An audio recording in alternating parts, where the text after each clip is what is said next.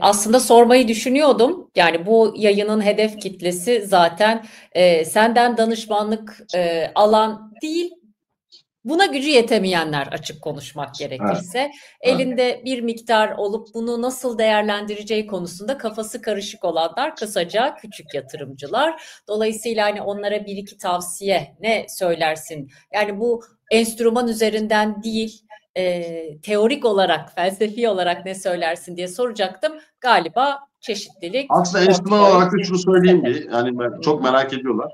Yani borsada şu anda tarihi fırsatlar var hisselerde. Ama doğru hisselere girersen, tüyocuların peşinden gitme. Bak söylüyorum yani şu BIST 30'a bir bak. Büyük büyük gruplar, holdingler, onların iştirakleri falan bir bak fiyatlara. Bulunamayacak fiyatlar. Ha, bu yarın yükselecek, rally yapacak anlamına gelmiyor. O yüzden sepet diyoruz ya. O yüzden alternatifli olmak diyoruz ya. Tek hisseye bağlı olma.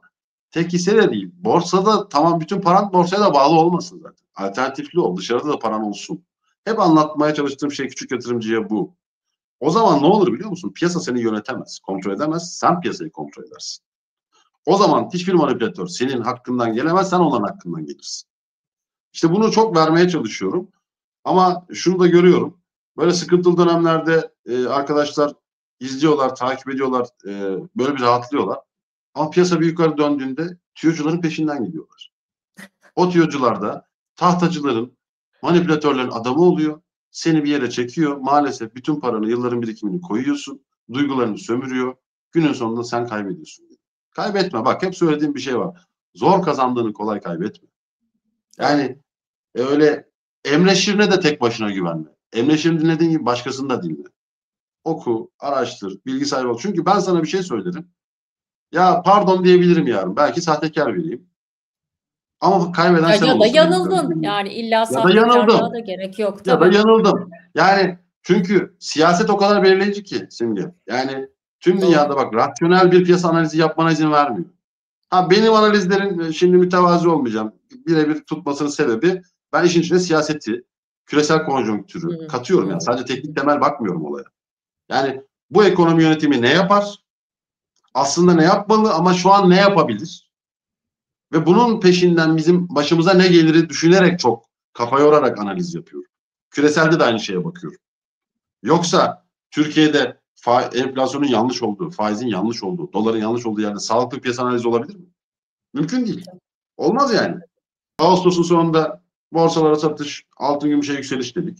Sonra birileri toplayacak, endeks tekrar o 11.600 seviyelere yakın yerlere götürür ama buralarda bakın rally olmayacak. Dikkat edin birileri mal satmak için borsayı yukarı taşıyor. Hayale kapılmayın. Gene satış gelecek. Ekim'de piyasa türbülanslarına dikkat edin. Çok net bir şekilde borsalara satış gelecek dedik. Buyurun hepsini yaşıyoruz. Şimdi diyorum ki size sattırdılar. O malları topluyorlar.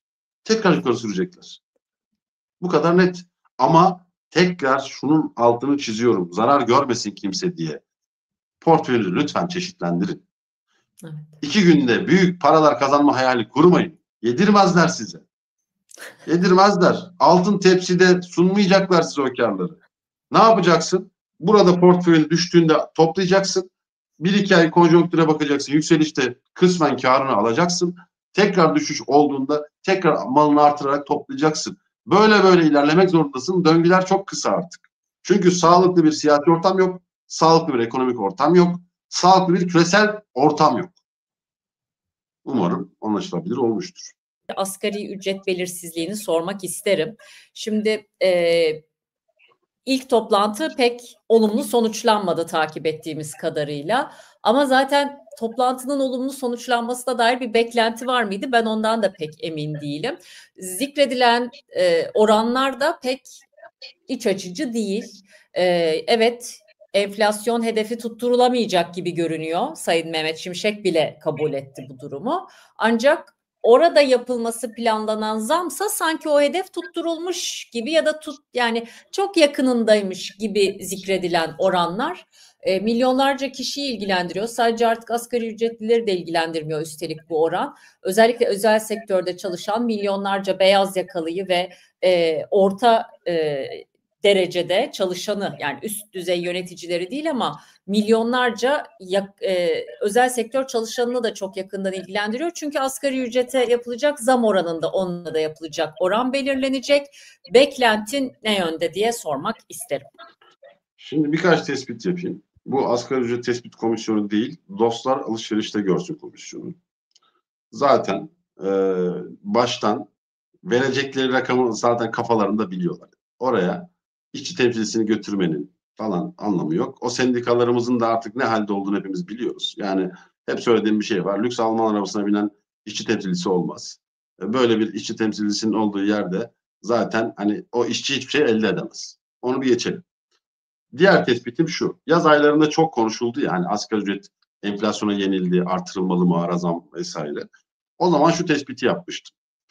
Bakın, neden Merkez Bankası enflasyonla mücadelede başarılı değilken faiz indirmek zorunda? Çünkü reel sektör dönemiyor. İflaslar var, konkordatolar var. Maliyetler yüksek, kar marjları düştü, dönemiyorlar. Kredi maliyetleri de yüksek, kiminin finansman erişimi de yok. Şimdi bu tabloda hükümet bir tercih yapmak zorunda. İşsizlik de biliyorsun %30'larda geç tanımlı işsizliğimiz. Yani her 3 kişiden biri işsiz. Şimdi sen asgari ücreti artırdığında zaten maliyetlerini çıkaramayan ve dönemeyen firma ne yapar? Ya batar, ya faaliyetlerini daraltır, ya personel azaltır. Yani işsizlik körüklenir. Hükümet de burada bir tercih yapıyor. Daha fazla işsiz olacağına diyor, mevcutta düşük ücret alan, enflasyon yenilenen kişiler şikayet etsin, orayı bir şekilde yönlendiririz, yönetiriz. Ama işsiz sayısını artırmamalıyız. Bugün geldiğimiz noktada yaz aylarıyla bugünü kıyasladığımızda firmalar daha iyi durumda diyebilir miyiz? Diyemeyiz. Ekonomi daha iyi durumda diyebilir miyiz? Diyemeyiz. O zaman bugün de aynı stratejiyle ilerlenecek. Asgari ücretli veya işte senin de dediğin gibi asgari ücreti artırdığında diğer ücretler de artacak sonuçta. Veya yıllık zam oranlarının artılacağı zamanlara geliyoruz. O zaman ne yapacaklar? Kardeşim biz bir evet nominal artış yapalım. Yine güzel bir hikaye yazalım. Dolar bazında şuradan şuraya getirdik falan. Ezdirmedik. Ezdirmemeye devam ediyoruz. Ezdirmeyeceğiz. Hiç ezdirmedik falan. Bunları yine söyleriz, çıkarız, tweetler atarız falan deriz.